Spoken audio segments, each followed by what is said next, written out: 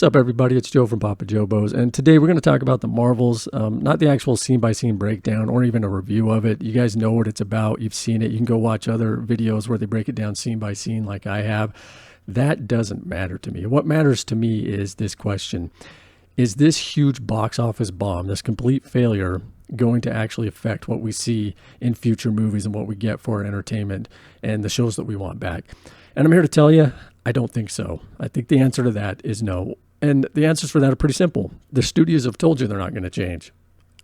Don't really know how much more specific you can be than that. They've looked in cameras just like this and said, we're not changing. We're going to quadruple down. And people kind of still hint at the fact they think it might be changing. It's not. Doesn't mean we should quit making videos like this. It doesn't mean we should quit voicing our opinions. It just means that this stuff, unfortunately, has been around. If you watch any of my earlier videos, and lots of other people's, by the way, people who are intellectually far superior to me, talking about where woke comes from and how it equals Marxism and what it's all about. It's not complicated. You can go find it in my other videos. Feel free to watch it. But will this film actually change the way that Hollywood approaches their new films? No. You might get one or two here and there. You might get a Top Gun here and there. But for the most part, no. What's been happening over the years is people are slowly converted. It's called conversion by degrees to a certain point of view. In other words, their Overton window changes and they find themselves believing things that they didn't believe 20 years ago. Go watch the remade version of Battlestar Galactica where they made Starbuck into a woman. I mean, it started then, but it also started many decades before that. Another example of it is this. Comic books back in the, say, 60s, 70s, and 80s, they did a lot of sex swapping where they would make, the counterpoint to a male superhero. So like, Incredible Hulk and She-Hulk. When they made these comics, it didn't actually work out really well for them. In other words, they didn't sell a lot of them at all because their main audience didn't enjoy reading stories about a counterpoint to their favorite superhero in the form of a girl. It just didn't work.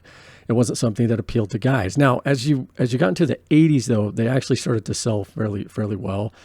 But that wasn't because of the fact that they had changed them. It was because they wrote some fairly decent stories. I wasn't into them, and any of my guy friends that I knew weren't into them, but into the story anyway. They were into the look that was in them, scantily clad cartoons, I guess, and that appealed to young adolescent minds. Not saying that's a good thing, but that is part of what appealed to us at the time. But those comics didn't do well because they didn't actually embrace what a superhero is, which is a completely unique individual character, something like Wonder Woman or, Jean Grey, Rogue. Just go down the list and you'll find a lot of really good superheroes. It doesn't matter if they're male or female. As long as you have a good story and they're original, people are going to love them.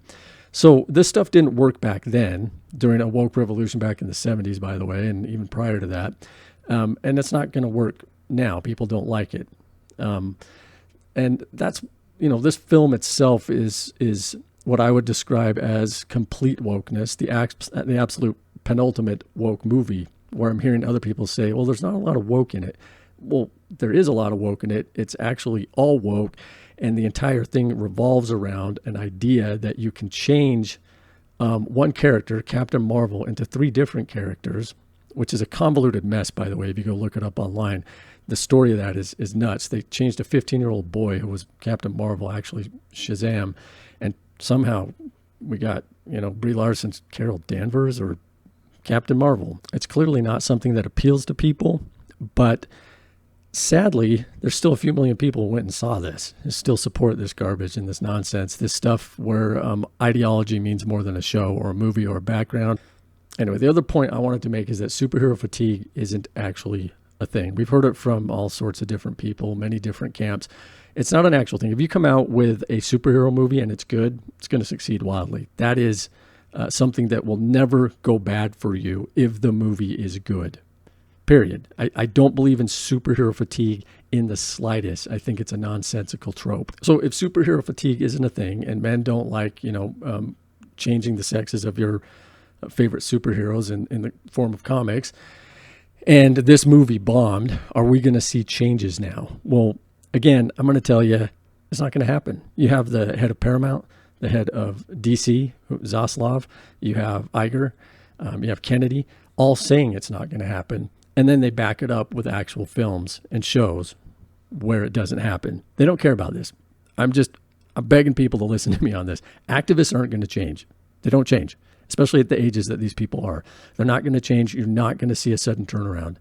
I know that doesn't sound great. That sounds like, just go black pill yourself, but that's not what I'm saying. I'm saying it's there. As soon as you recognize it, I think the more effectively you can actually combat it, or at least try to in some way.